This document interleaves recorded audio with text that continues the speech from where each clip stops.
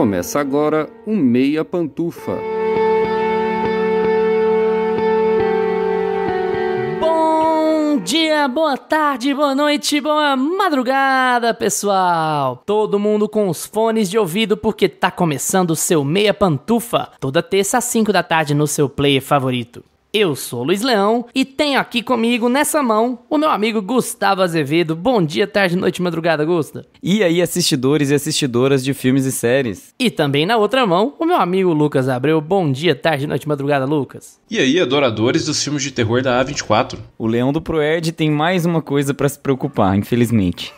Em Fale Comigo, dos estreantes diretores australianos Danny e Michael Philippou, a droga da vez entre os adolescentes é a possessão. Por 1 minuto e meio, você segura uma mão de cerâmica e convida um espírito a possuir seu corpo. Mas cuidado, se passar dos 90 segundos, você pode abrir um caminho sem volta. E é com essa ideia que o filme distribuído pela queridinha A24 quer falar sobre depressão, luto e, claro, a burrice crônica da adolescência. Mas o que a gente achou de Fale Comigo? Será que temos novos nomes do horror surgindo? O que esperar dos diretores e principalmente da protagonista no futuro? Mas antes de começar, um aviso.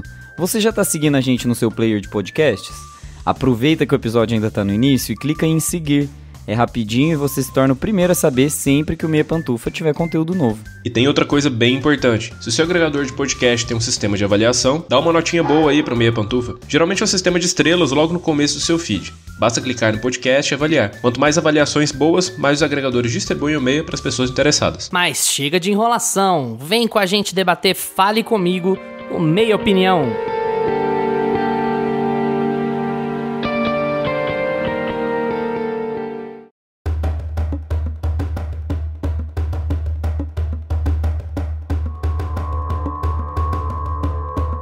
Meia Opinião. Aqui nesse filme a gente tem a Mia, a mãe da Mia. Acabou de fazer 2 anos de falecimento, a gente descobre que ela se matou, mas aparentemente por acidente, ela tomou mais pílulas do que devia, tentou pedir ajuda, mas não conseguiu. E a gente começa o filme com esses 2 anos de falecimento, a Mia passou por um período muito deprimida, muito sozinha, e isso fez com que ela ficasse afastada dos amigos, dos colegas de escola e virasse a esquisitona. Até aqui nada muito diferente do que a gente viu em todos os filmes de horror de todos os tempos, mas nesse aniversário de 2 anos do falecimento da mãe dela, ela vê um vídeo de um amigo que diz ter uma mão que permite que as pessoas conversem com os espíritos. A pessoa vai lá, encosta nessa mão, convida o espírito a tomá-la, e aí por 1 minuto e meio ela é tomada por um demônio. Se passar de 1 minuto e meio, como a gente disse na introdução, pode ser que tenha problema, uma espécie de corrente, né? Ninguém consegue afirmar com certeza, mas é assim que a história passa. E aí a gente tem a Mia se utilizando disso, evidentemente, primeiro para procurar um escape, né? Porque a sensação de permitir essa possessão é a sensação de uma droga, né? Inclusive, não há muita sutileza nisso, é uma droga mesmo, né? E aí, na verdade, é bem perigoso pra ela por conta de tudo que ela passou, por conta de tudo que ela ainda tá passando, de ter que lidar com a morte da mãe. Então aquilo acaba ficando mais pesado pra ela. E a história vai se desenrolando a partir daí com as escolhas que a Mia faz ou deixa de fazer de acordo com essa conversa com os espíritos e de acordo com a abstinência que ela tem dessa nova droga, né? Porque depois que ela usa pela primeira vez, ela percebe que aquilo é bom demais e quer continuar usando. E o filme vai se desenrolar a partir daí. O filme, a gente tá gravando aqui na metade de setembro. O filme saiu de cartaz muito recentemente da maior parte dos cinemas brasileiros. Talvez ele ainda esteja passando em alguns lugares. Vale a pena conferir aí nos seus cinemas, se você estiver ouvindo esse episódio na data de estreia dele, dia 19, mas caso esteja ouvindo a gente do futuro, a gente já pode falar um pouco como se o filme já tivesse saído de cartaz, né? Vamos começar aqui com o Gustavo Azevedo. Gusta, e aí? Fala um pouquinho sobre Fale Comigo. Foi ver no cinema? Foi ver daquele jeito especial? Conta mais aí sobre o que você achou do filme. Você falou que você já tinha visto a minha nota no Letterboxd? Gente... Agora já era, ele já tá... Agora tá tendenciosa essa conversa, porque o Luiz já sabe, talvez o Lucas não, porque ele não entrou. Você sabe, Lucas, minha nota? Eu vi aqui, não aguentei a curiosidade do Luiz. Ai. Então, vou contar a minha historinha com esse filme primeiro, né? A gente costuma contextualizar. Chegaremos de boa? Chegaremos com pedras na mão? Não sabe? Talvez. Então, eu fui assistir esse filme sozinho no cinema. porque eu sou desses, né? Eu já assimilei que filme sozinho no cinema tá tudo bem, e é sobre isso. Só que filme de terror nem tanto, né? Porque é um pouco problemático você assistir um filme que vai te dar medo. Tá levando um terço, pelo menos. Exato. E o problema é os trailers, né, dos filmes de terror que você vai assistir, porque aí todos os trailers são de terror também. Então você vai acompanhar a Freira, o Exorcista, você precisa passar por tudo aquilo lá. E um dos maiores...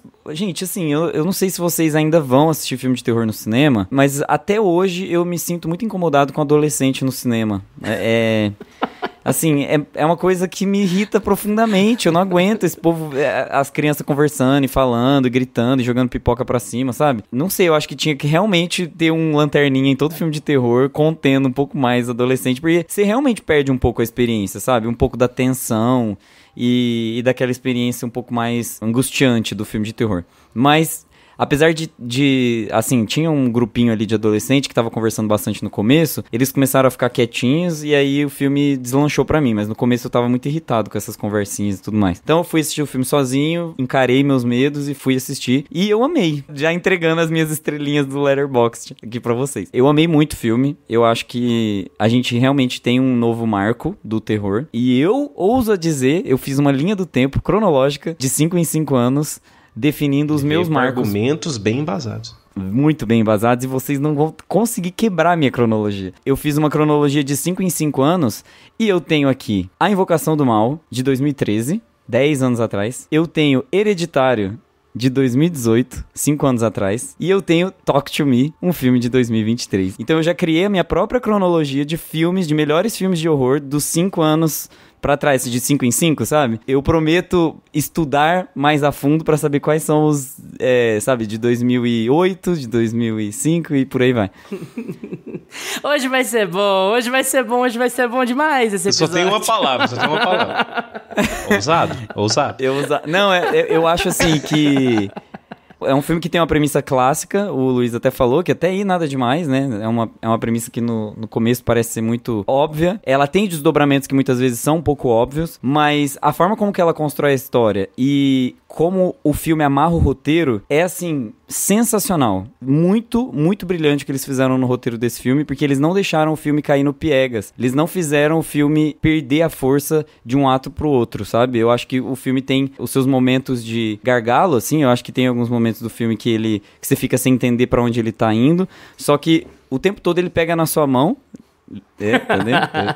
Ele pega na sua mão e fala assim: olha, eu tô contando a história da minha protagonista. A minha protagonista é a Mia. Eu vou contar essa história é da minha protagonista, essa é a minha protagonista, por mais que tenha vários outros adolescentes. Eu vou te levar pro final da jornada dela, eu vou concluir esse arco, eu vou dar um desfecho pra todos os meus personagens, eu vou te dar medo pra caralho. É um filme que eu acho que ele tem os seus momentos de tensão, tanto pro lado mais do suspense mesmo, ele tem momentos de tensão do gore, que é aquele momento que você quer fechar o olho, você não quer assistir, porque você não quer ver ninguém bater na cabeça na ponta da mesa, e você tem momentos de fantasma mesmo, aquela coisa meio do horror eu não quero ver esse demônio, eu não quero ver esse fantasma. Então ele circula por vários subgêneros, assim, do terror, e isso me agradou muito, porque o filme não fica monótono. Ele sempre tem um respiro de outro tipo, de uma outra referência que não é extremamente surpreendente, mas é 100% redondinho. Eu acho o Fale Comigo, Talk to Me, um filme que ele é redondo, sabe? Do começo ao fim. Ele tem as referências do começo que se encaixam no final, tem toda aquela questão do eu atropelei um animal e depois ele vai virar um trauma pra mim na frente que precisa ser desdobrado em cima de alguma relação afetiva.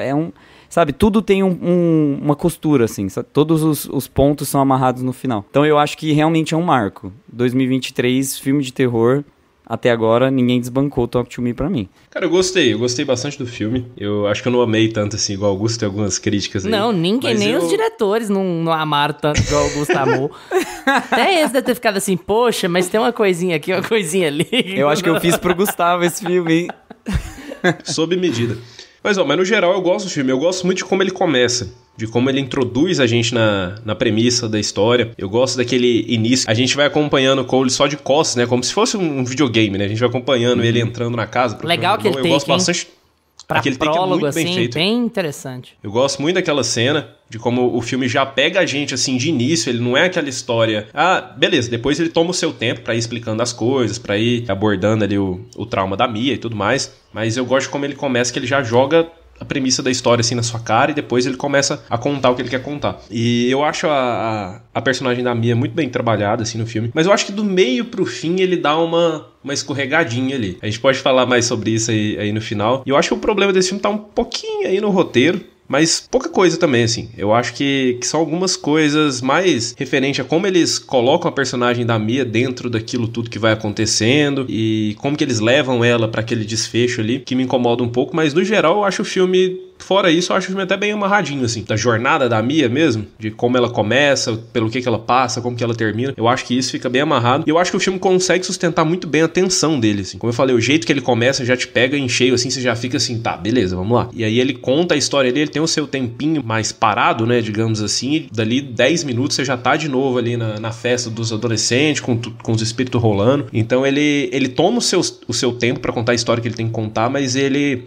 não é um filme muito parado, ele consegue sustentar a tensão muito bem, ele já te joga de uma cena pra outra, assim, que coisas vão acontecendo e a história vai andando. Então eu acho que não fica nenhuma coisa muito jogada do fazer por fazer, que acontece muito em filme de terror, e não fica uma coisa muito arrastada também de como a galera gosta, alô RDM, do pós-horror, né? Não fica aquela coisa mais parada também, né? Eu acho que ele fica no meio termo, mas ele tem muito cara de filme da A24, né? E eu particularmente gosto. É aquele filme que já tem uma estética, assim, que quem acompanha os filmes da A24 já vai reconhecer, mas eu acho que no geral ele consegue sustentar, só dá uma escorregadinha ali no meio mesmo do roteiro. Ele tem uma premissa muito A24, né? Eu acho isso legal. As premissas da A24 são muito particulares, assim. É uma coisa... Vários homens com o mesmo semblante vão ficar te seguindo. Aí tem outro filme que é, sei lá, tem uma cabra, um carneiro que reencarna na figura de um menino lá e ele tem que ficar vivendo como criança. É tipo umas premissas... Aí tem a mão de cerâmica que você vê fantasma. É umas coisas meio diferentonas, assim. Tem uma coisa que eu gosto aqui nesse filme, que isso é uma questão que eu acho que muita gente pode ficar incomodado. O lance da mão, da onde que ela veio, por que aquilo ali acontece, nada disso é explicado. E o jeito que eles jogam aquilo lá na trama eu gosto. Porque não fica aquela coisa que eles não ficam perdendo muito tempo. Ah, nós precisamos explicar lá que veio, desenterrou esta mão lá foi a cigana que me deu. Não, né? não precisa. Tipo assim, tá aqui, ó, apareceu na mão desses adolescentes malucos aqui, eles estão querendo fazer essa merda. E é isso. E aí nós temos essas regras aqui e segue elas. Tem cara de creepypasta, né? Ele é bem assim, ele trata adolescentes, mas ele é meio millennial na pegada. É uma cara meio de creepypasta, de história inventada na internet. E aí, se é verdade ou não, é até meio exagerar. Um diz que é a cigana, o outro diz que é uma pessoa de verdade, uma mão de verdade que tá ali dentro. Enfim, isso varia muito. Só um parêntese, assim, a A24 não produziu esse filme, ela distribuiu. Então é aquele trabalho de você pescar trabalhos que você acha que tem a sua cara. O trabalho foi um pouco diferente de outras produções que a gente fala, né? A 24 pegou, os caras fizeram a produção deles mesmo, não sei se vocês repararam, mas tem 46.500 produtoras nesse filme. Nossa, tem, tipo assim, umas 8. Não começava e a 24 pegou pra distribuir porque achou que o filme tinha meio a cara deles, né? E realmente tem, em certa medida. Gostei. Mas devagar com Andor, assim, sinceramente, porque... Nossa, eu fiquei impressionado com a sua posição, Gusto, meio de marco do cinema, assim.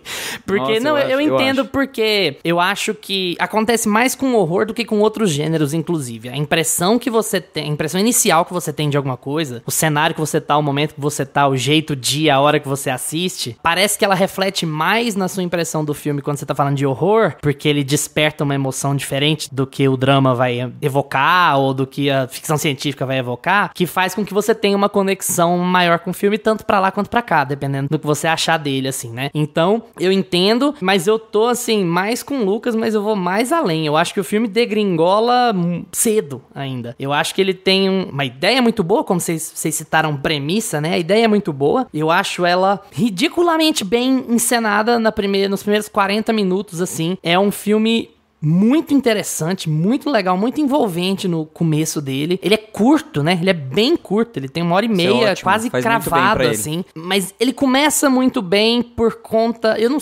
vou nem dizer da originalidade, mas assim, ele é muito bonito e ele causa muito o efeito que ele precisa causar, esteticamente falando. A possessão é muito envolvente, eles até reutilizam bastante o efeito de deitar a câmera quando a cabeça da pessoa tá deitando, né? Que dá aquele choque, assim, de olha, alguma coisa aconteceu. Mas eu queria pegar pra comparar ele, me vem muito na cabeça, já que a gente tá falando de A24, o Tudo em Todo Lugar ao Mesmo Tempo, e eu vou dizer aonde. A gente tá falando de 2 diretores, que são os roteiristas, no caso 4, né? Cada filme tem 2 diretores, que são roteiristas, que são crias do YouTube, que ficaram famosos no YouTube, tanto aqui quanto no Tudo em Todo Lugar ao Mesmo Tempo, e que querem trazer isso pro mundo dos longas. Então, que estão tentando trazer uma pegada um pouco mais de internet. Eles são veteranos de internet, eles não são TikTokers, eles são YouTubers, nos 2 casos, né? Que eles querem trazer um pouco da agilidade do YouTube pro cenário dos longas, mas eu acho que aqui a gente tem uma bifurcação. O que acaba acontecendo? O Tudo em Todo Lugar ao Mesmo Tempo aposta na estrutura da insanidade do primeiro minuto ao último. Eles confiam na bizarrice do que eles estão fazendo, e ainda que a história seja muito palatável, a execução é maluca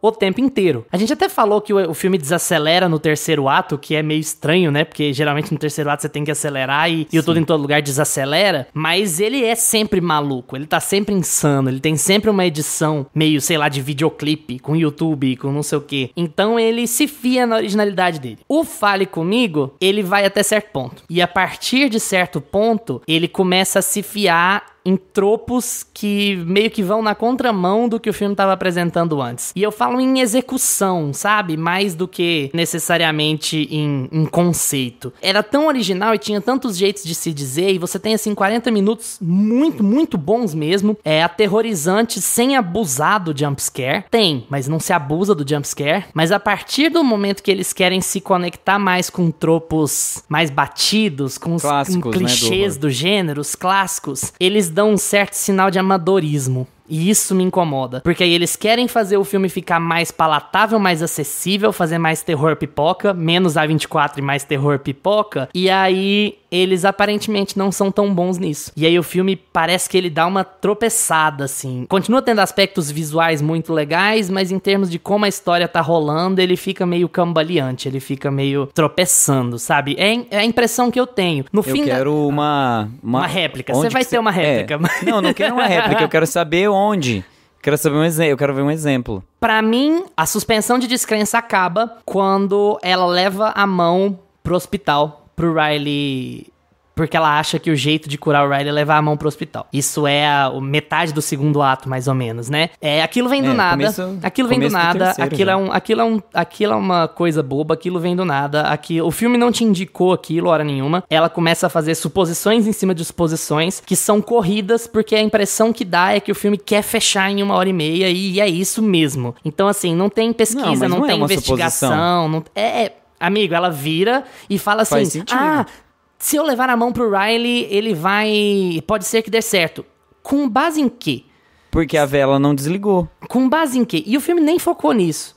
Porque eles precisam ligar a vela. Claro que sim, quando eles vão montar a mão, eles acendem a vela, eles colocam a mão na frente da pessoa, pega na mão da pessoa, talk to me, 90 segundos, desliga a vela, solta a mão. É muito óbvio. Na sequência, péssimo exemplo. E aí, na sequência, ela vira e fala: beleza. Então, na verdade, eu tenho que falar com outro espírito, porque vai que o Riley não tá lá. Mas o que faz ela acreditar que o Riley não tá lá?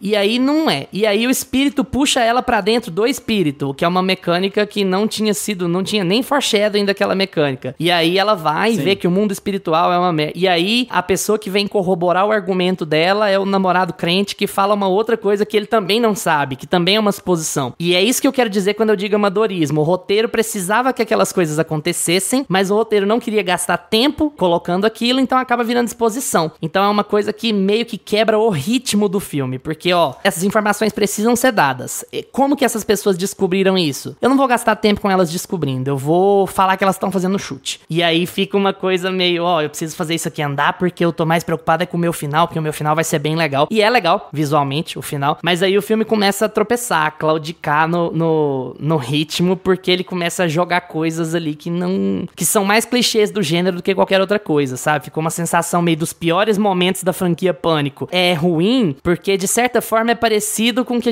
você citou Hereditário, assim. Eu acho Hereditário um filme muito melhor, mas é uma crítica que nós tivemos a Hereditário, que é o terceiro ato meio que se vender, entre aspas, né? O Fale Comigo faz isso antes. Ele faz na metade do segundo ato. Ele passa a se vender aos tropos e meio que abrir mão da ideia legal, do conceito mais lento, da coisa mais, ó, vamos falar um pouco mais sobre luto, um pouco mais sobre depressão, uma coisa mais sutil, assim. E ele passa a entrar numa linha meio Pânico, que vocês fizeram no verão passado, que é mais tradicionalzinha do cinema de horror, pipoca, adolescente, né? E acaba não funcionando pra mim, e eu acho que por conta dessa inexperiência, talvez, dos diretores e dos roteiristas, eles não conseguiram encadear isso de forma crível, de forma muito lógica pra mim.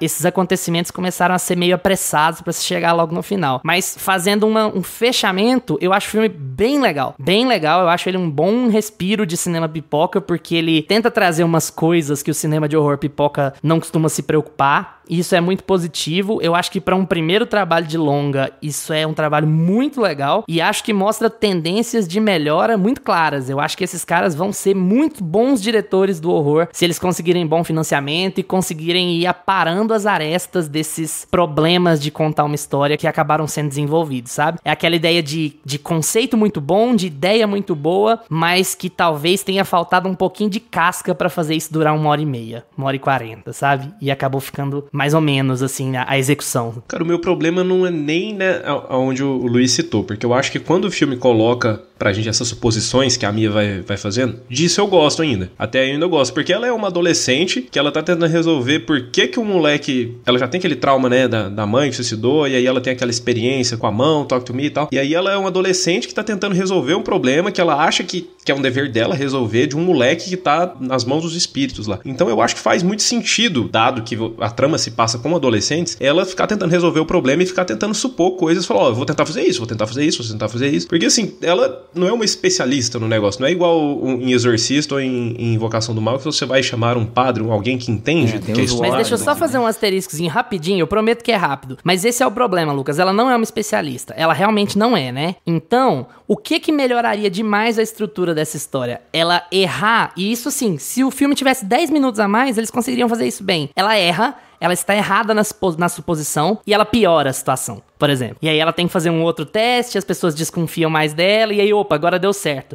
Aquilo ali é tudo espremido numa ceninha de 5 minutos. Ela erra, não dá certo, ela, talvez seja outra coisa. Aí ela vai e faz outra, não tem nenhuma consequência o erro dela, sabe? Ela vai e tenta outra coisa e aí a outra coisa já funciona automaticamente porque, ó, a gente precisa que funcione porque isso aqui não é o que a gente tá mais preocupado, sabe? Eu acho que teria um impacto maior mesmo, mas assim, isso não foi o que mais me incomodou. O que me incomoda é quando o filme cai nos clichês do gênero mesmo, assim. E pra mim não tem problema nenhum, porque tanto o filme de ação, a gente falou de Missão Impossível esses dias, tanto o filme de ação quanto o filme de horror, eu acho que são dois gêneros que eles têm as suas regrinhas ali, tem um conjunto de clichês ali que você vai ter que passar por eles. Se você for fazer um filme mais pipoca, você só tem que saber como, né? Como não ficar, né? Aquela coisa clichêzona, que vai ser só mais um. E eu acho que Talk to Me dá uma derrapada nisso, porque, beleza, tem maneiras de você trabalhar, a gente já viu vários outros filmes de terror aí, que conseguem trabalhar esses clichês bem, conseguem chegar onde quer chegar bem. Mas pra mim fica uma coisa, eu acho que justamente por ser mais apressado. Essa pressa que eles têm, ele não me incomoda quando ela começa essas tentativas de resolver a situação, mas me incomoda quando eles vão pros clichês do gênero. Eu tenho que resolver isso aqui, eu tenho que fazer um jumpscare, o meu pai aqui, ó, já não é meu pai, e já vira aquela coisa, não, e... A amiga dela já briga com ela. Como é que aquele demônio virou o pai dela? Que demônio é aquele que tá perseguindo ela? Ninguém sabe, aquilo não foi apresentado, sabe? É só eu preciso botar mais um elemento de tensão aqui no meio, porque vai ficar meio moroso se não for isso, sabe? Aquilo ali pra mim foi muito do nada. A amiga dela já vira assim no ponto do ônibus, você quer entrar na minha família? E você vê aquilo sendo construído no começo do filme. Dela tentando fazer parte daquela família, ela com os problemas dela em casa e tudo mais. Só que quando a amiga joga isso na cara, vem muito do nada também. Ela não tem um confronto emocional de verdade com a amiga manda ela vazar do hospital e depois elas não se acertam. Ela simplesmente passa a rolezar com ela de novo, porque é isso aí mesmo e foda-se, sabe? Você não tem uma evolução do drama entre as duas, do peso do que a Mia tá fazendo, da dubiedade do que a Mia tá fazendo. Tipo assim, eles dão uma pista. Olha, talvez a Mia esteja fazendo isso pra chamar atenção, não porque ela tá endemoniada, porque ela quer roubar meu namorado de volta, porque ela quer fazer parte da minha família. Isso são todas pontinhas que são jogadas, mas elas nunca são profundamente desenvolvidas. Eu não sei se os caras queriam fazer um filme muito curto a qualquer custo, ou se eles não tinham dinheiro pra fazer um filme mais longo a qualquer custo, mas eles vão jogando pontas que, na verdade, eles acabam não amarrando. Várias, inclusive. Porque eles estão com uma ideia em mente de como acabar o filme, que ela tem que acontecer, de um jeito ou de outro. E aí, por isso, o segundo ato do filme é fraco, pra mim, e o final acaba bem. Até porque visualmente é muito interessante, e apesar de óbvio. Mas ele claudica, tropeça, e eu acho que esse é o problema, sabe? O final eu gosto bastante. Eu gosto bastante de como o filme começa, de como ele te joga na história, de como ele termina. Visualmente, eu gosto do filme inteiro, mas pra mim o problema é esse, na transição. Eu não acho nem que o segundo ato é fraco, mas eu acho a transição do segundo pro terceiro ato, que é quando começa a jogar esse monte de situações, aonde vai ter um clímax ali, que ela vai brigar com a amiga, que ela vai ter uma situação com o pai, eu acho isso mal resolvido. Manda bala, Gusta. Eu vou chegar de voadeira. Tá, então vamos lá. Primeiro lugar.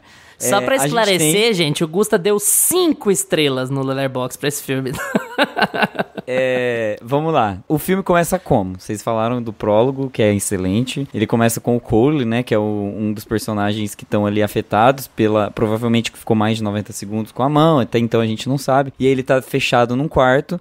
Chega um irmão dele, né, que é um parente dele, e esse parente dele bate na porta e o Cole, ele abre a porta e dá uma facada no próprio irmão. Então a gente já tem uma premissa bem pré-estabelecida. Existe uma pessoa enclausurada num quarto com um problema de saúde ou uma possessão ou alguma coisa que tá acontecendo com ele tá com a visão turva, a gente não sabe o que é. Chegou um parente e esse parente levou uma facada. Isso pra mim, depois na sequência do pai, fica óbvio, não precisa necessariamente a gente saber quem é o possessor, quem é o demônio, porque a gente já tem uma cena inicial que tá pré-estabelecida e depois a gente tem uma consequência com a nossa protagonista. Então, fechamos aí, já a primeira voadeira. Segundo, quando vocês falam de consequências de filme de terror clássico e clichês que são, por exemplo, um dos clichês que eu achei mais óbvios, assim, é quando a criança lá, o Riley, ele tá no hospital e aí ele tá sendo, tipo, rasgado por demônios no inferno. Tipo, é uma coisa muito, né? Supernatural, praticamente. Uhum. Então, aquilo é um clichê do clichê do clichê. Só que, ao mesmo tempo, quando vocês olham lá pra trás, quando eles encontram o canguru morto na estrada, tava quem? Quais eram os personagens? A gente tinha a Mia, a gente tinha o Riley dentro do carro, encontrou um canguru morto e eles simplesmente não conseguiram lidar com aquela morte. E a Mia, principalmente, não deu um desfecho pra vida daquele animal, né? Então ela tem que recompensar, de certa forma, o Riley. Porque eles vivenciaram uma experiência que foi de não fechamento de ciclo, né? Então você não deu um fim para aquela alma, por mais que um canguru possa não ter alma, depende, né, da proposta aí da religião da pessoa. Mas aquilo ali precisava ser fechado de alguma forma. E aí eles só decidem se utilizar de um meio mais clássico pra gente entender como espectador, porque aí sim eu concordo com o que vocês falaram. Ele é um filme que tem uma pegada pop, pipoca muito, assim, declarada, mas ao mesmo tempo eles se utilizam de premissas muito bem elaboradas, muito bem, talvez até não do cinema pop, sabe? Ele é um filme que tem uma crescente do cult pro pop, talvez. Então, pra mim foi isso que eu mais gostei, sabe? Ele pega umas premissas que são dignas de filmes cults, de filmes independentes, que vão ficar engavetados, e colocam elementos mais pro fim, que vão crescendo, de uma forma que eu acho que não precisa ligar todas as pontas, sabe? Eu acho que não necessariamente a gente precisa ter resposta pra tudo. Eu sei o que incomoda vocês, eu acho que eu entendi, assim, no fim das contas, mas ao mesmo tempo eu acho que o todo, e como eles constroem a narrativa da Mia, pra mim completa muito mais, preenche muito mais o filme do que os detalhes que ficam pra trás. Inclusive uma personagem que vocês comentaram, eu acho que o Luiz comentou mais, que é a Jade, né, que é a melhor amiga dela. Eu acho que existe muita dubiedade na relação delas, porque vai se construindo uma tensão em cima do namorado dela, né, e como aquilo ali tá virando um triângulo amoroso. Os próprios fantasmas lá, quando pega na mão, eles avisam sobre isso, sobre essa relação problemática que a Mia e a Jade estão entrando com o namorado, e aí eles vão explorando isso até a última gota, assim, sabe? Até o fim das consequências. E como eles finalizam o arco da Mia com o namoradinho lá, com o boy que elas estavam compartilhando, é a cena mais medonha, bizarra, que eu tenho certeza que quando vocês desligarem a luz, vocês vão ficar imaginando. Então eu acho que eles conseguem dar desfechos que não precisariam ter sido tão expostos, assim, tão batidos, de uma forma mais dentro do horror, sabe? Eles explicam de uma forma quase psicológica mesmo. A menina tava lá chupando o pé do outro menino, mas na verdade era o fantasma possuindo ela, sendo que ela tava o tempo todo querendo aquele cara, sabe? Então é uma coisa meio psicológica, meio psicanalítica assim também. Então tem uma pegada que foge do padrão. Sempre. O filme ele tá sempre querendo fugir do padrão, mas exemplificando de uma forma mais comum pra gente, do cinema de horror tradicional. Então eu acho que ele faz essa mistura e chega num patamar saudável de filme, sabe? Por mais que ele deixe algumas pontinhas soltas, ele não deixa de trabalhar os arcos principais dos personagens. Por isso que eu acho que ele é tão forte, por isso que eu acho que ele é tão grandioso. Melhor pra me fazer entender, falar sobre pontas soltas, porque o filme não tem obrigação de te dar resposta sobre tudo, mas ele tem obrigação de te dar resposta das coisas que ele estabelece, das coisas que ele abre, estabelece, né? Das coisas que ele abre. E as falhas que esse filme tem, pra mim elas são, talvez elas sejam até de edição, mais do que qualquer outra coisa. Talvez elas sejam até de falta de controle do corte final, o que eu acho difícil, porque assim, o filme tem um monte de gente envolvida, ele não é tão indie, baratinho assim, né? Mas são questõezinhas. Não é questão de pegar pelo em ovo, não. É questão de, assim, você quer contar várias histórias, mas no fim das contas existe alguma limitação externa, não sei se é limitação de tempo, não sei se é limitação de produtora, se é limitação de distribuidora, não sei se é limitação de espírito impedindo de fazer, mas tem algumas coisas que ele quer explorar, que ele joga, que ele vai apontar que quer explorar, mas que elas simplesmente não se fecham, porque o filme poderia ter mais de 1h30, poderia ter mais de 1h30 tranquilamente. Se ele tivesse mais de 1h30, ele teria estruturado todas essas pequenas coisas. Então o que acontece? Ele quer estabelecer coisas muito relacionais que acabam ficando meio de lado. A relação da Mia com a Jade, na minha opinião, não é tão bem trabalhada. Eles jogam a semente da desconfiança, da discórdia, e eles abandonam ela, porque ele chega num ponto, na hora de estruturar o roteiro, sei lá, que eles falam, não, eu não posso me aprofundar nisso aqui, porque tem tal coisa que é mais importante. Então, ao invés de fazer uma reescrita, eles deixam pra lá. Fica sem resolver, vamos resolver como se não tivesse acontecido. E assim, tem a cena deles irem atrás do Cole no ônibus, e entrar no ônibus, e entra todo mundo, e é tão apressado, sabe? E é tão sem resposta. E assim, tem uma coisa que é bizarra, quando você for reassistir, você presta atenção. Eles estão lá discutindo com o Cole, a Mia tá fazendo de tudo pra salvar o Riley, tá muito óbvio. E aí a Jade sai correndo do ônibus e a Mia vai atrás dela e a discussão passa a ser outra, sabe? A discussão é sobre outro assunto. Tipo assim, como é que ela teve aquela crise naquele momento, sendo que eles nem estavam falando sobre aquilo? É isso que eu tô querendo dizer de estruturação meio amadora do filme, sabe? Quando eles vão pegar coisas que são mais de construção de universo, sabe? De construção de relações, de construção de personagens, eles acabam falhando na hora de estruturar aquilo. Então eles têm uma ideia muito boa que é bem conduzida até o final. Tem coisa, aí você vai chamar de pelo em ovo mesmo, mas tem coisinhas assim que você não faz quando você tá fazendo um filme. É falado às claras que assim, como é que você tá dando ouvido para... Como é que você sabe que a sua mãe tá falando a verdade? Você nem convidou ela pra dentro? O que é isso? Aquilo é uma ponta pra quando a Mia chegar no final do filme, ela convidar os espíritos que estão possuindo o Riley pra dentro dela. Aquilo é uma ponta, clara,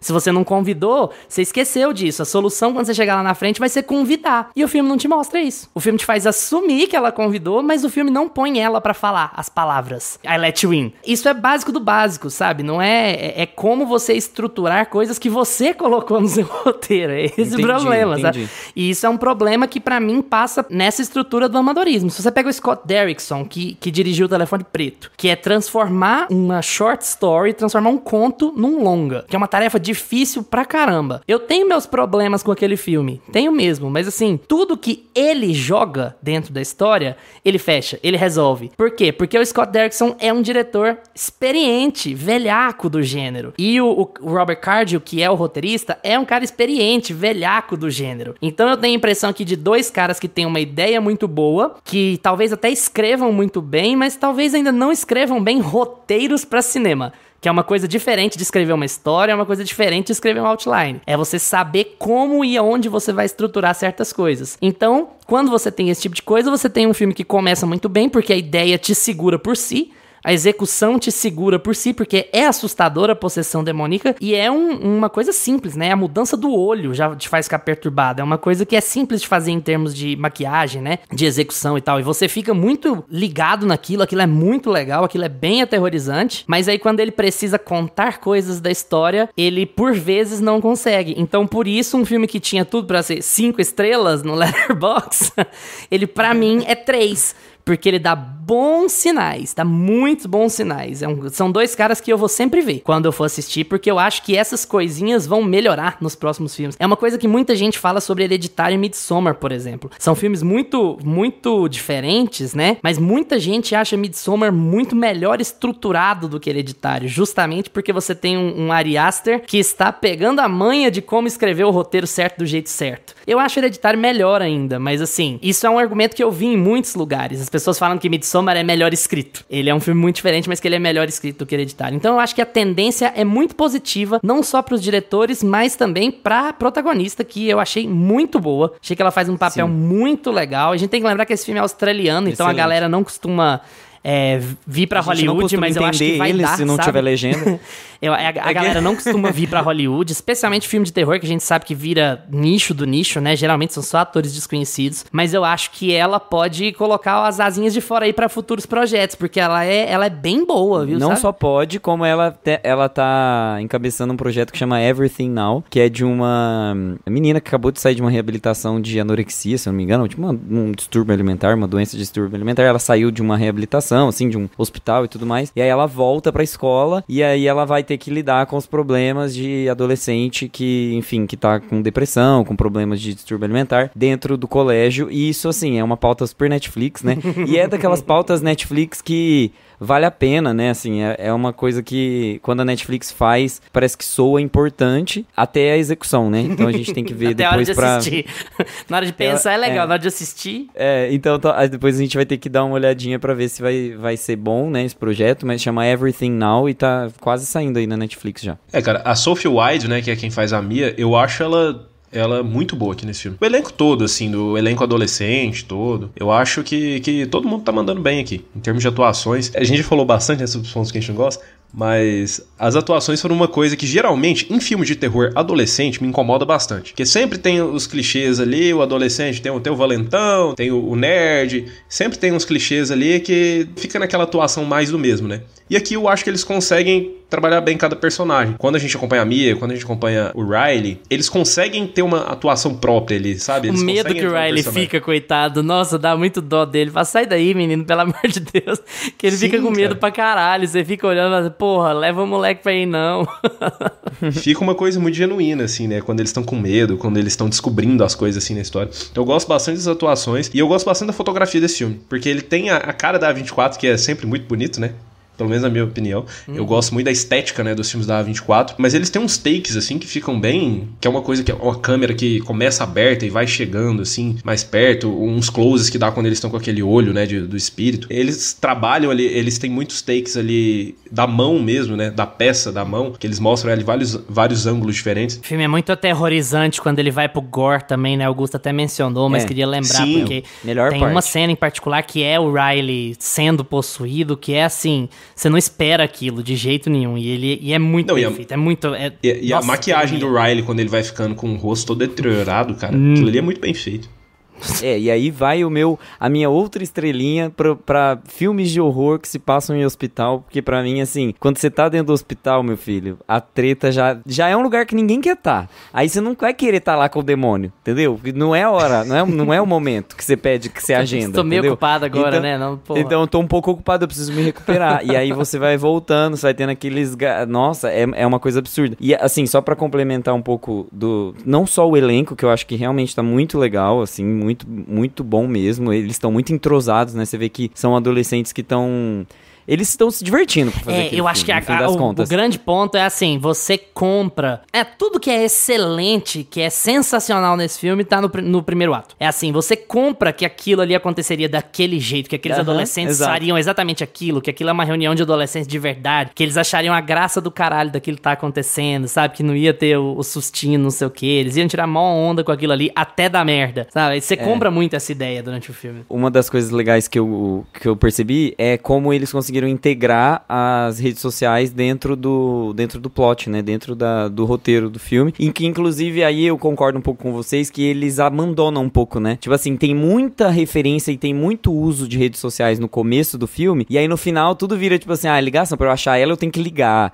Pra eu descobrir onde ela tá, eu tenho que, tipo assim, poderia ter sido um pouco mais atrelado a redes sociais, sabe? A menina abre o TikTok pra fazer uma live mostrando o menino caindo da cadeira de roda na rodovia, sabe? Umas coisas assim que, às vezes, daria um pouco mais de continuidade pra essa pegada de jovem de geração Z. Mas eu queria usar um contraponto. Tem um outro filme que chama Morte, Morte, Morte, que ele foi lançado ano passado, Pela em 2022, ele tem essa tentativa de utilizar das redes sociais pra contar a história principal ali, né? E também com adolescentes que estão com o celular na mão e estão interagindo entre si e tudo mais. E eu acho que é muito, assim, ficou discrepante, assim, a qualidade, sabe? Eu acho muito, muito mais bem feito o Talk to Me. Eu acho que eles conseguiram integrar muito melhor as redes sociais ali dentro. Tanto é que tem alguns momentos que você acha que a droga, no fim das contas, é a rede social e não necessariamente a mão e o demônio lá, né, que tá pegando. Então você fala assim, cara, na verdade, a exposição dessas crianças que tá levando elas a brincar com isso, porque elas querem filmar pra brincar e não necessariamente brincar entre elas. Elas estão fazendo aquilo pelos likes e não pela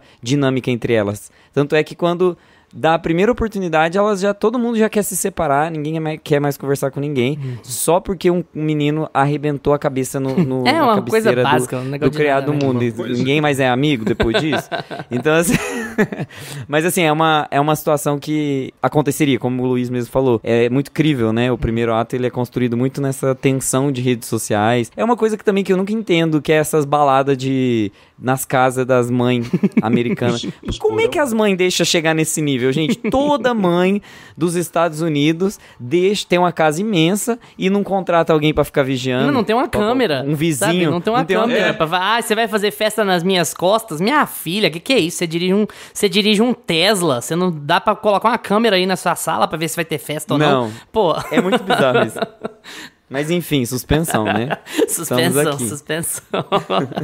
Ai. Não, e o moleque que leva a mão, né, pra aquela turma que a gente acompanha ali no meio do filme, ele já sabia que tinha dado ruim com o outro moleque que a gente acompanha no começo do filme. E mesmo assim, na hora que eles estão conversando sobre isso no ônibus, né, que ele vai falando, eu peguei a mão de fulano e tal, eu falo, não, cara, você conhecia, você presenciou tudo aquilo e você ainda está aqui trazendo gente pra brincar com isso, com esses... Meu amigo, eu tinha tacado essa mão passado com um carro em cima. Mas eu acho isso crível também. A inconsequência do bad boy adolescente que foda-se, eu faço o que eu quiser, porque eu faço tudo pela... Eu acho crível. O que eu não acho crível, sabe o que é?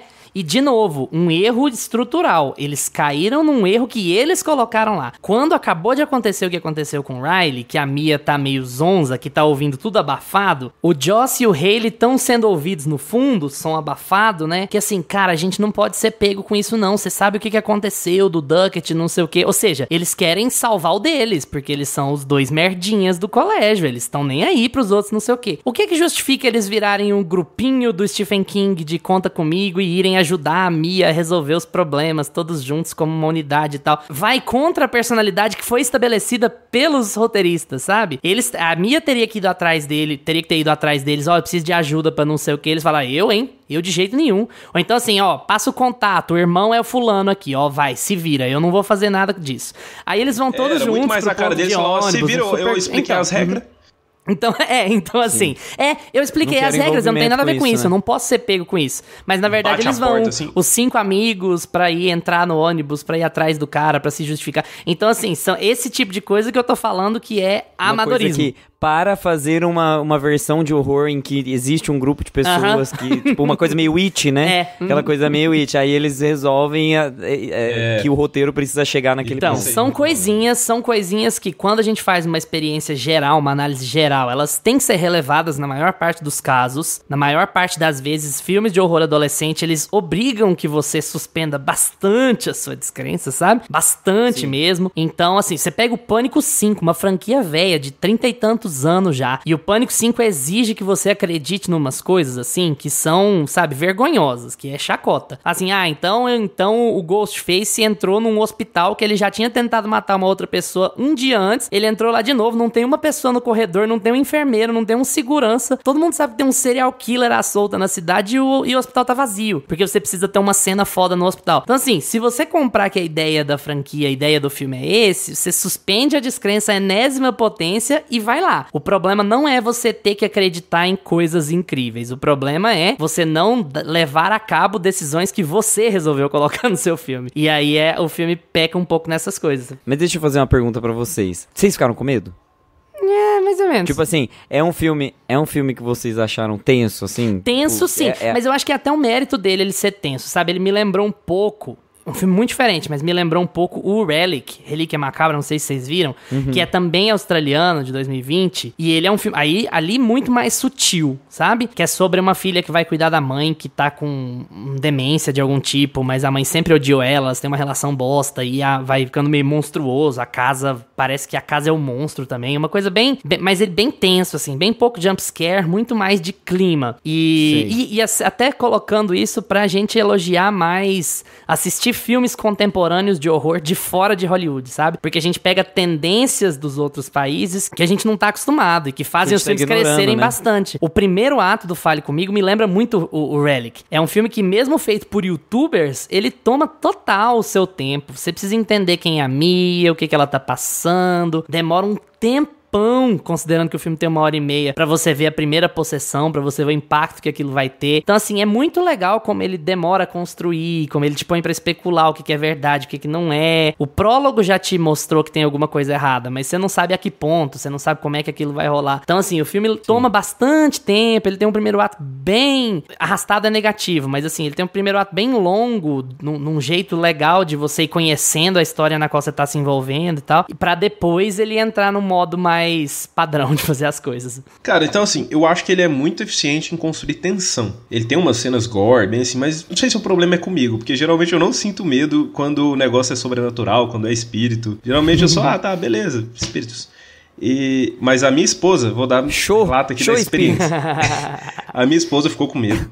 A gente assistindo, a Cimélia morreu de medo, tive que acender as luzes da casa inteira. Então assim, ela ficou bem assustada com algumas cenas. Eu acho que o filme é muito eficiente em construir tensão e ele consegue ser assustador, assim, mas é uma coisa que realmente eu não sinto medo mesmo, assim, nessas coisas. Eu fico tenso falando, nossa, que cena foda e tal, e segue o filme. Mas não ficou com medo, porque tem uma cena em específico, eu até falei agora da cena ali, um pouquinho pra trás, que é aquela cena que aparece uma véia lá, uma senhorinha no canto do quarto. Eles não fizeram um jumpscare com aquela cena. Então pra mim aquilo ali foi assim, o supra-sumo do cinema indie em ação, sabe? Porque se fosse a freira, se fosse The Conjuring... também, né? Hereditário tem uma cena igualzinha aquela ali. Mas não é tanto, não. Hereditário é da luz ligando e desligando, não é? Que a véia não, aparece, tem uma cena específica que o menino lá, que eu esqueci o nome dele, ele tá olhando pro canto e ele tá vendo a irmã dele no canto, sabe? Uhum. Mas é porque essa cena em especial eu acho legal porque eles seguram, sabe? Eles deixaram a tensão sendo construída ao longo do tempo e aí você vai ficando assim, cara, não é possível, eles não vão usar jumpscare, e não usam, sabe? Tem um corte, tem uma edição muito legal, tem as cenas mais legais são as mais sutis, ali, sabe? E é isso que eu falo de ser meio anti-Hollywood, sabe? Pra mim é muito legal ela tá ouvindo a unha arranhando na madeira. Não tem nada acontecendo, mas ela tá ouvindo a unha arranhar na madeira, que tá remetendo à situação da mãe e tudo, não sei o quê. Já a cena que a porta do banheiro fecha e ela fica empurrando, eu já não gosto tanto. Eu já acho ela mais mais tradicional, assim, mais normal, sabe? Ela entra no banheiro do hospital e a porta fecha, e ela vai tentando arrombar a porta. Eu já acho mais, assim, filme qualquer coisa de Hollywood. Então, eu acho legal como por muito tempo eles usam recursos muito interessantes pra te deixar tenso, sabe? Não é que ele não tenha jumpscare. E, assim, jumpscare não é defeito, não, gente.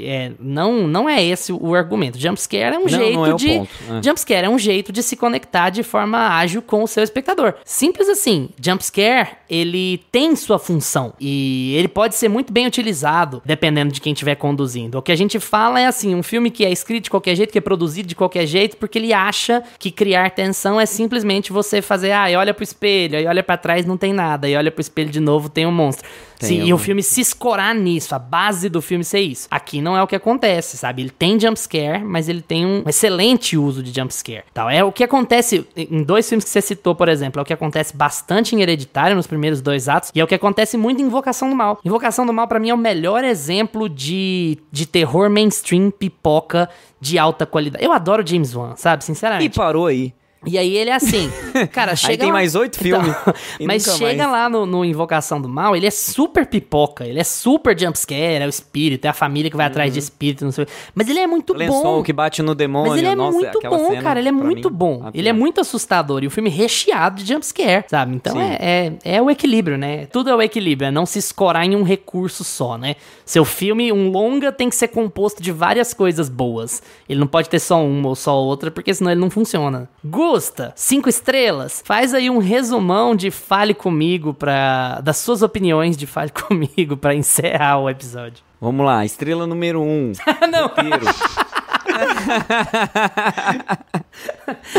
Não. Não, é pra fechar, não é pra abrir. Não, então vamos lá, gente. Eu acho assim... Apesar de concordar em partes com o que os meninos estão falando aqui, sim, tem umas pontinhas soltas que poderiam ter virado respiro se o filme tivesse sido um pouco maior, ou talvez se os diretores tivessem um pouco mais de experiência para ter terminado e fechado essa história de uma forma mais elaborada, mais lapidada e tudo mais. Apesar de saber que esse filme tem isso, eu acho que o filme tem, para além desses probleminhas que são pelo em ovo, eu realmente acho que é pelo em ovo, eu acho que o filme tem uma energia muito forte, sabe? Uma energia meio geração Z, uma coisa meio de ascensão das redes sociais e como elas podem ser o problema para muitos problemas mentais e muitos distúrbios, e uma forma de dificultar o processo de luto. Tem muitas cenas em que ela fica ali revendo cenas da mãe e ela não consegue assimilar que a mãe tá morta de fato, então ela quer reacessar aquelas memórias, e eles se utilizam das redes sociais para fazer isso. Então são poucos filmes contemporâneos que conseguem fazer essas reflexões com as ferramentas contemporâneas que competem, sabe? Ao tempo, ao clima, ao espírito da coisa ali que a gente tá vivendo. Então eu acho que o filme tem uma força, uma energia muito grande, assim. Eu acho que ele ficou muito pop também, né? Eu acho que depois de Pearl a gente não tinha tido um filme tão, assim, expressivo do horror. Então eu acho que ele veio, assim, pra marcar um pouco o ano. Ainda bem que ele veio um pouco antes da Freira, né? Porque talvez ele teria ficado um pouco ofuscado. Mas ele cresceu, ele teve força, ele virou um marco, né, de 2023. E pra mim é um dos grandes filmes do ano, de fato. Eu vou voltar pra fazer talvez uma retrospectiva, não de 5 em 5, mas de todo ano, assim, pra passar pra um dia aqui no podcast. Mas eu acho assim, o filme tem um propósito que é criar uma tensão em cima da história da Mia, explicar o processo de luto que ela tá passando, contar pra gente quais são as consequências de ignorar determinados fatos e não fechar determinados ciclos. Dentro da proposta dele, ele fecha as necessidades que a gente tinha de assistir uma obra audiovisual ali, eu acho que tem, sabe? E tirando o efeito que isso fez em mim, né? Pra além de justificar o filme pelas qualidades técnicas, a gente também tem que levar um pouco em consideração a subjetividade, porque o filme me marcou muito, teve um impacto muito grande, assim. Eu acho assim, foi realmente um filme que me marcou esse ano, então não tinha como eu não dar. Eu diria que a gente tem que levar isso muito mais em consideração do que as qualidades técnicas. É a primeira coisa, né? Porque tem aquela coisa... Eu tava comentando com os meninos aqui, por exemplo. Eu assisti também nos últimos dias o Que Horas Eu Te Pego, né? O No Hard Feelings, da Jennifer Lawrence. E assim, é um filme que começa pavoroso, pra mim, pelo menos, e depois ele acaba funcionando, depois ele acaba dando certo, assim, se recuperando, mas a Carla assistiu no mesmo tempo que eu, na mesma condição e na mesma hora, e odiou do fundo do coração. Então, assim, no fim das contas, a gente faz análises do que fez a gente sentir certas coisas, de porquê e de como a gente sentiu certas coisas, de coisas que chamaram a nossa atenção ou deixaram de chamar a nossa atenção, mas assim, quem tá aqui ouvindo a gente toda semana, isso nunca, ou quase nunca, vamos ser justos, né? É uma ideia de não assista porque, eu não gostei, então você não deveria assistir. Você pode assistir um filme que nós três odiamos e você achar qualidades redentoras nele, a não ser que seja Blonde. Então, assim, assistam, sabe? Vamos assistir os rolês, encheu, sabe? Nem que seja, nossa, que mala, reclamou do tempo inteiro, ficou achando pelo em ovo, que bosta, aposto que o filme é bom. Jeitão, vai lá e vê, sabe? É o tipo da mala. Eu acho que é o tipo da mala. Então é isso, essa é uma das boas indicações. Apesar de eu ter achado muitas coisinhas ruins, é uma das boas indicações. É um dos bons filmes de 2023, assim, sem dúvida.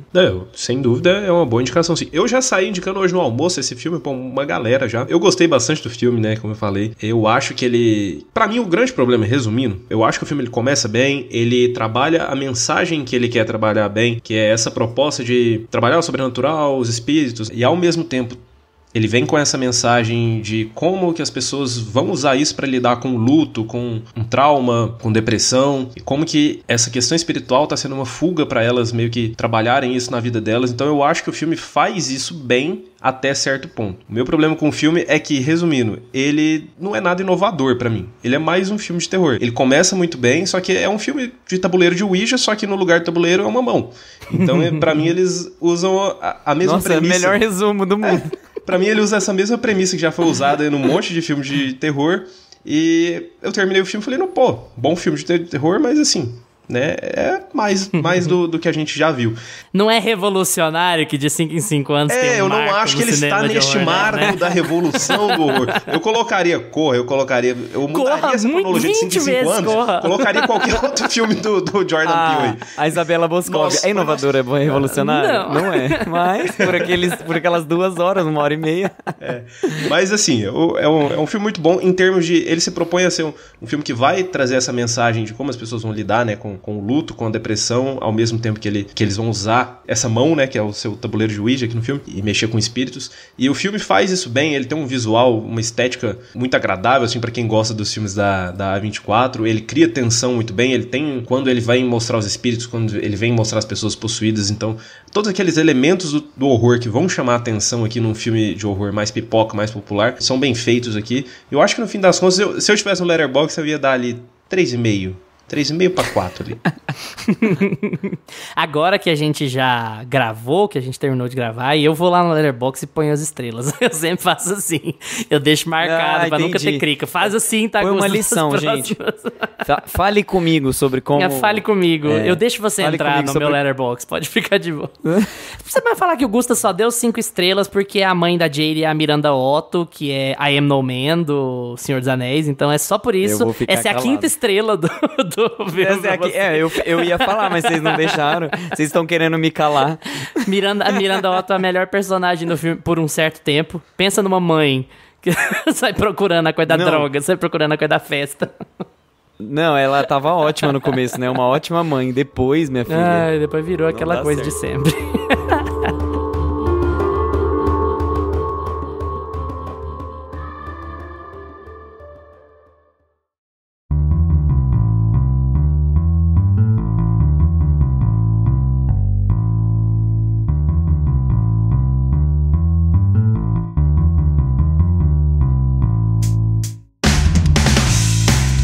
E agora com vocês, gostam de Fale Comigo? Ainda não assistiram? Então troca uma ideia com a gente no Instagram ou no Twitter, @meiapantufa, que a gente responde tudo que aparece por lá. Valeu pela atenção de vocês, tchau Augusto. Tchau. Tchau Lucas. Tchau galera. Lembrem-se de seguir a gente nos seus agregadores de podcasts preferidos, Spotify, Apple for Podcasts, Deezer, Amazon Music. Terça-feira que vem a gente tá de volta com mais Meia Pantufa pra vocês. Tchau. Este podcast tem locuções de Lucas Meleiro e Carla Ribeiro e edição de Luiz Leão.